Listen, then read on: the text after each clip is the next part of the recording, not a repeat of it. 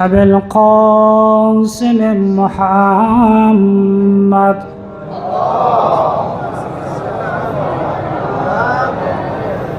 وآل الطاهرين المعصومين. صدق الرسول النبي الكريم. اگر خواهی که قرآن سر بگیری، برو در زیر تابوتی امیری. بود تشییع جسم باب زینب، بگیر قرآن خود را بر سر امشب. با قرآنت نما امشب نظاره، چرا قرآن ما شد پاره پاره؟ چرا آیات قرآن غرق خون است؟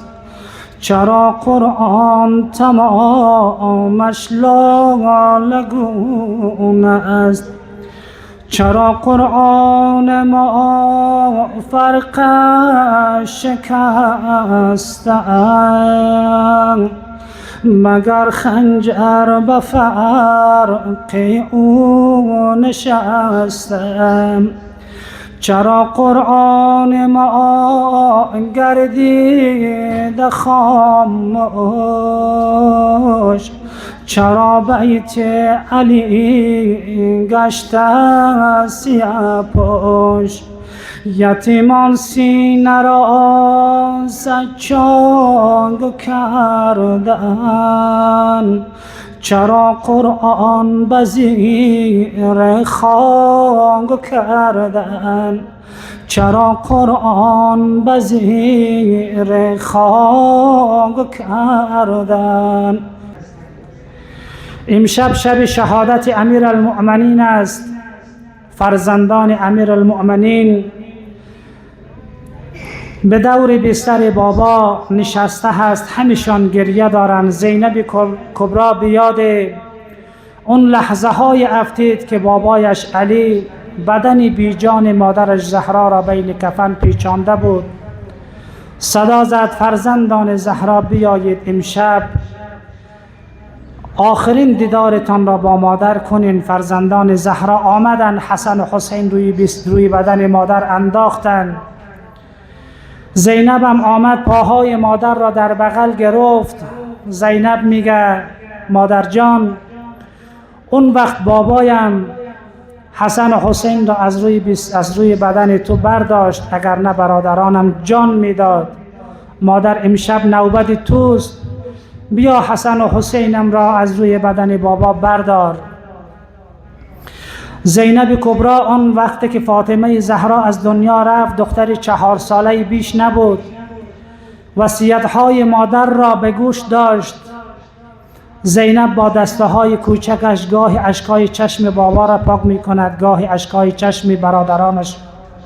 اما امشب زینب اشکای چشم برادرش حسن را پاک می‌کند، گاهی اشکای چشم برادرش حسین را، گاهی اشکای چشم برادرش عباس را. منم امشب میخواهم مصیبتی از امیر المؤمنین میخوانم، خدا کند بدون حاجت از این در بیرون نشوین. السلام علیک یا علی مرتضی،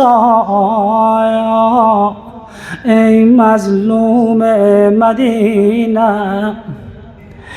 امام حسن صدا زد عباس جان، جان برادر، برو طبیب را بیاور، زخم سر بابا را مداوا کند. باز طبیب را آورد، طبیب میخواد زخم سر مولا را باز کند تا ببیند. علی چشمه ها را باز کرد، دید زینب بالای سر بابا اشک میریزد.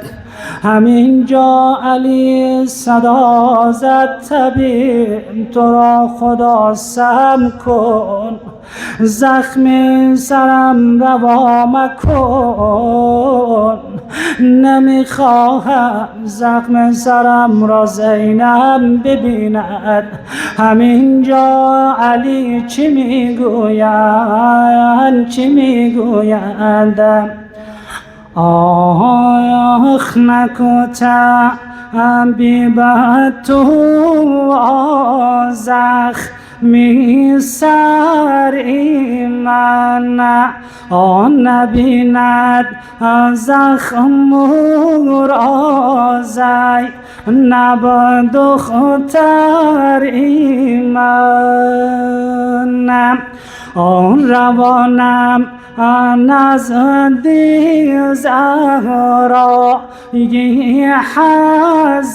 حزینم، برای زینبی با غمینم. علی جان تو راضی نیستی زینب زخمی سرت را ببیند، اما دلها بسوزد در سرزمین کربلا. زینب حنجر بریده حسینت را دید، دستای بریده عباست را دید. زینب میگه خدایا دیدم شمر آمد رو سینه حسینم نشست، من هم به سمت مقتل دویدم. زینب چه میگویند؟ چو دیدم شمر رو با خنجر تو را کشته، غریبی ید حسین آخر مرا کشته. به خود لرزیدم و آهی غم کشیدم، برهنه پام به سوی مقتل دویدم. روز 11 محرم زینب آمد، تنی بی سر برادر را در بغل گرفت، صدا میزند حسین زینب نمیتوانم حسین جان تو را دفن خاک کنم، حسین جان نمیتوانم با تو درد دل بگویم، حسین جان من به اسارت میروم، حسین جان به حق خواهرت دعا کنم. آخ کشدین غصه آخر خواهرت را، کی بیند لخت و اوریان پیکرت را. آن سرداری که رویت را ببوسم، آن نفرست تا غم دل با تو گویم. انا لله و انا الیه راجعون.